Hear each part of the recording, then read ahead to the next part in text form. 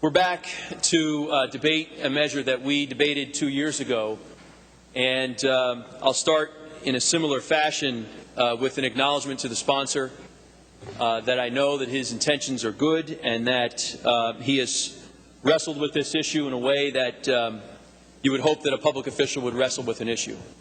We've come out with different conclusions, Mr. Speaker, and I'm going to oppose the bill, but it's such a sensitive issue and it's such a sensitive topic that I think everyone in the chamber needs to recognize that I don't know if there's anyone who goes through this life without dealing with the kinds of issues that this bill is intended to cover, if not in our personal experience directly, certainly with loved ones or family and friends. And so it has a major impact on all of us, not just for the individual circumstances we might find ourselves in, but as a matter of public policy and what it says about who we are as a society and who we want to be as a society.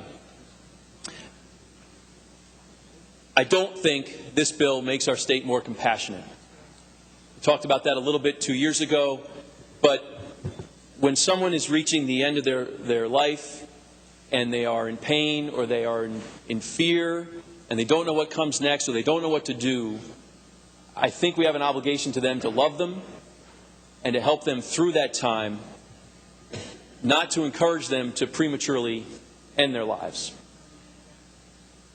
The opportunity or the right to end our lives, to commit suicide, might sound like something you want for certain difficult circumstances.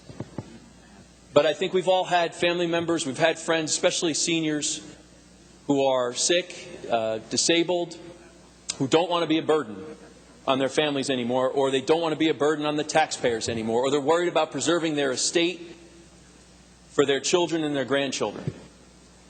And to those people who have spent their lives taking care of us as parents or as grandparents, who have invested so much in us, at the end of their lives, I think we owe them more than the opportunity to take a few pills and end it quickly.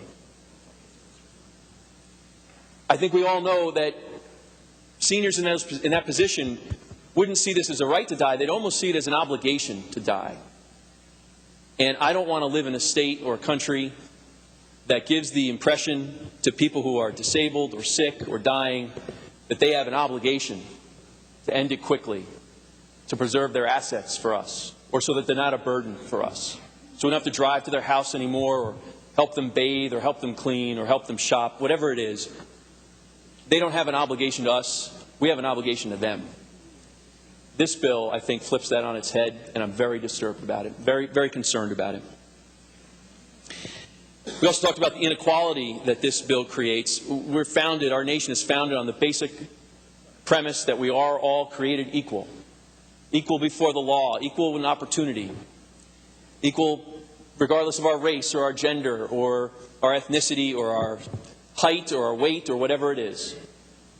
And this bill would put into law, really for the first time in our lifetimes, the notion that not everybody's created equal.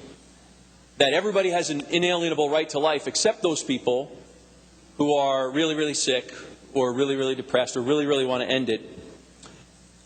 They have an alienable right to life. They can end their lives.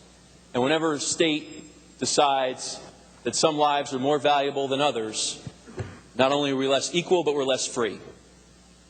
And I think we should be very, very disturbed by that. People often make the slippery slope argument when it comes to assisted suicide. You know, first it's people with only 6 months to live, and then it's people with chronic illnesses, no matter how long the prognosis is. And one could argue that's a slippery slope argument. You don't like slippery slope arguments, but this isn't a slippery slope argument I'm about to make, and you should be aware of this. It is a paved road argument that I'm making, because the people who advocate for assisted suicide in this limited circumstance that the bill covers know very well that they want to expand the class of people to which this would apply. And we know that because they admit it. Barbara Coombs-Lee of the Compassion and Choices Society organization has been quoted as saying just in the last year in the last 2 years, when asked if the legislation up in Connecticut that was considered and rejected, by the way, would exclude people, the current legislation would exclude people with dementia and cognitive declines, since they could not make the choice for themselves. But Ms. Coombs-Lee was quoted, "It is an issue for another day, but is no less compelling." Folks, we've seen this happen and play out in other countries that have passed laws like this. It's not just those with 6 months to live. Those laws have quickly devolved to cover the mentally infirm, and in places like Belgium and the Netherlands, frankly, if you're just plain depressed and don't want to live anymore, if you're tired of living, you can end your life. And that's sanctioned under the law, and you can get assistance to do it. It's not a slippery slope argument, folks. This is where Compassion and Choices and the people who advocate these kinds of measures want to take the law. And it's not a good place, and we shouldn't follow along. I'm concerned a little bit, actually concerned a lot of it, but about a portion of the bill perhaps you haven't given much attention to. I'd urge you to think about it before you vote. And that is the conscience rights of our pharmacists in this state. I thought the legislature made a big mistake years ago by not permitting pharmacists to object to filling prescriptions to which they morally or on a religious basis object. In this instance here, we have another set of drugs that pharmacists who might completely disagree based on their religious beliefs or their moral beliefs that someone should assist another in taking their own life, they won't have the opportunity to say no, because our pharmacy laws require pharmacists to fill prescriptions, any prescription that's lawful, when they come into the pharmacy. And you'll be running roughshod over the conscience rights of all the pharmacists in this state. So not only are we conscripting pharmacists, Mr. Speaker, but you're conscripting taxpayers as well. We had this dialogue a couple of years ago. We talked about it. This bill will make New Jersey the third state in the nation to fund assisted suicide with taxpayer dollars.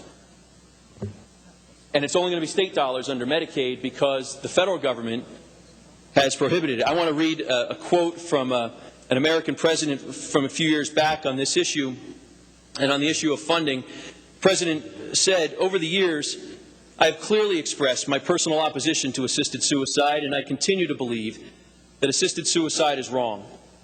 While I have deep sympathy for those who suffer greatly from incurable illness, I believe that to endorse assisted suicide would set us on a disturbing and perhaps dangerous path. This legislation will ensure that taxpayer dollars will not be used to subsidize or promote assisted suicide. The Act will, among other things, ban the funding of assisted suicide, euthanasia, or mercy killing through Medicaid, Medicare, military and federal employee health plans, the Veterans Health Care System, and other federally funded programs." That president? Bill Clinton. Some of the folks in this room, Mr. Speaker, would like to see Mr. Clinton return to the White House in the next few months, although in a different capacity. I'd urge you to take his counsel on this issue. Do not support state-sponsored, legally assisted suicide. What has the California experience taught us? California is, along with Oregon, one of the only states in the union that subsidizes with taxpayer dollars assisted suicide. You know what the economics are of the end-of-life issues we have to face. It's a lot cheaper to give somebody a few pills and let them end their lives early, prematurely, than it is to try to give them compassionate hospice care, palliative care, or even try to cure them.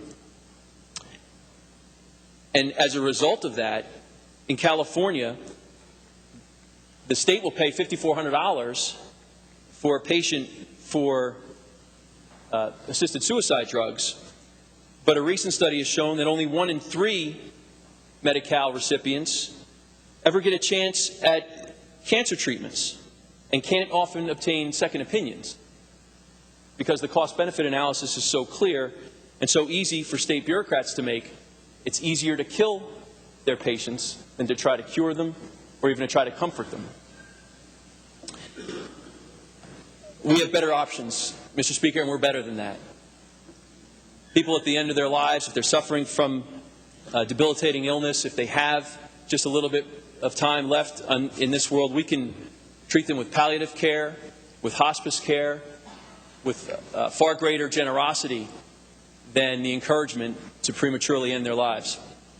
I want to quote another Democrat, Victoria Reggie Kennedy, the wife of former United States Senator Ted Kennedy, who, as the Speaker knows, suffered from terminal brain cancer, who outlived his prognosis, by the way, by quite a few months, if not years.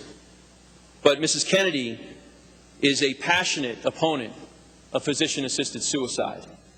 And Mrs. Kennedy has written, "My late husband, Senator Edward Kennedy, called quality, affordable health care for all the cause of his life. Physician-assisted suicide turns his vision of health care for all on its head by asking us to endorse patient suicide, not patient care, as our public policy for dealing with pain and the financial burdens of care at the end of life. We're better than that. We should expand palliative care, pain management, nursing care, and hospice, not trade the dignity and life of a human being for the bottom line." That's what the Kennedy family thinks about physician-assisted suicide. We have better solutions, Mr. Speaker. This state is better than this. I urge you to vote no. Thank you.